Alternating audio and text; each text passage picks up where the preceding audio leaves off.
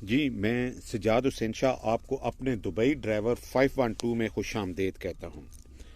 आज हम आपको थोड़ा सा बताएंगे ओमान कंट्रीज़ के बारे में, क्योंकि यहाँ वो दुबई का पड़ोसी मुल्क है और लगभग 609 किलोमीटर की जो सरहद है वो उसकी यूनाइटेड अरब इमारात के साथ मिलती है। तो यहाँ से ज़ाहिर है बहुत ज़्यादा गाड़ियाँ हैं, ट्रक वगैरह क्रॉस होते हैं जो ओमान में जाते हैं मुख्तलिफ़ किस्म का मटेरियल लेके, और इसी तरह वहाँ से काफ़ी गाड़ियाँ आती हैं ओमान से दुबई की तरफ। इसी तरह इनकी कुछ गाड़ियाँ ओमान की जो सऊदीया में चलती हैं वो भी via Abu Dhabi Al Ain border के थ्रू आती हैं और यहाँ से होकर फिर सिला बॉर्डर और सिला बॉर्डर से फिर बता बॉर्डर चली जाती हैं। अगर आप हमारे चैनल पर न्यू हैं तो हमारे चैनल को सब्सक्राइब कर लें और बेल आइकन के बटन को प्रेस कर लें ताकि हर आने वाली नई मालूमाती वीडियो आप लोगों तक पहुंच सके। सबसे पहले तो हम आपको ओमान के बारे में बता दें कि ओमान वो पहला मुल्क है जिसका नाम अल्फ़ाबेट ओ से शुरू होता है और इसके जो मेन शहर हैं वो मस्कत और सलाला जो सबसे बड़े और मशहूर शहर हैं।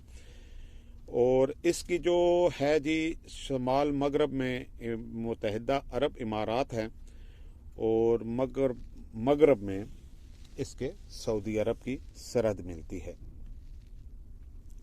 और जो समंदरी है हदूद इसकी वो पाकिस्तान और ईरान के साथ मिलती है।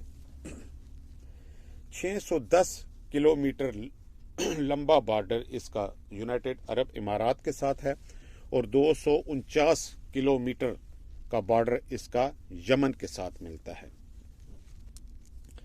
ये दुनिया में आबादी के लिहाज से 72 नंबर पर है और ये 29वां नंबर है जो अमीर तरीन मुल्क हैं उसमें इसका शुमार होता है।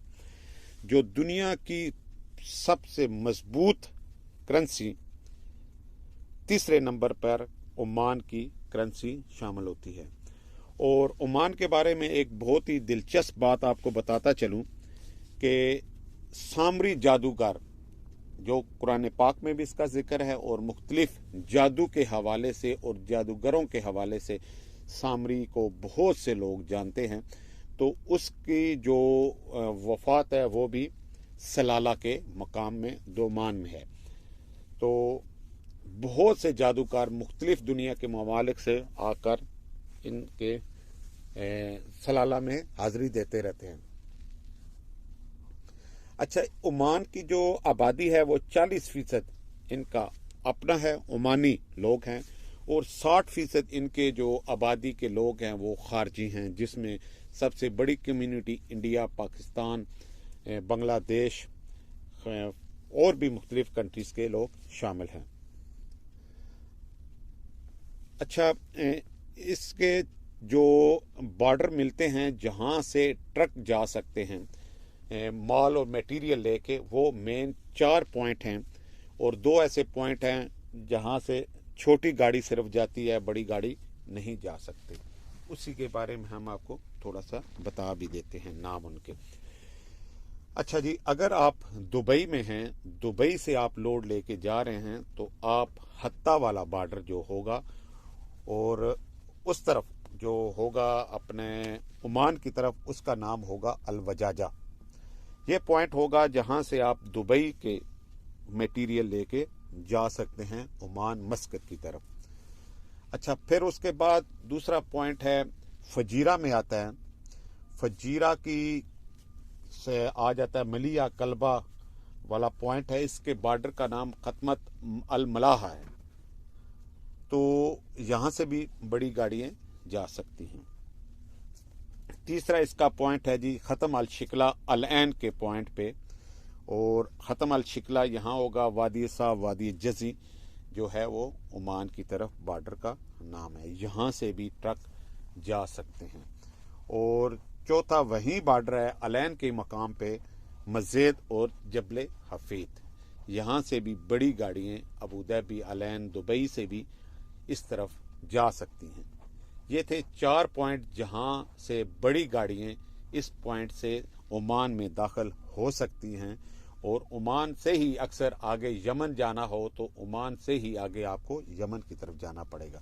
اچھا، جو پانچواں بارڈر ہے وہ راس الخیمہ میں مسندم پوائنٹ ہے، جہاں تبت اور دبا کا مقام آتا ہے، وہاں سے گاڑیاں جاتی ہیں، لیکن وہ چھوٹی گاڑیاں جاتی ہیں، بڑی گاڑی کا داخلہ وہاں سے ممنوع ہے۔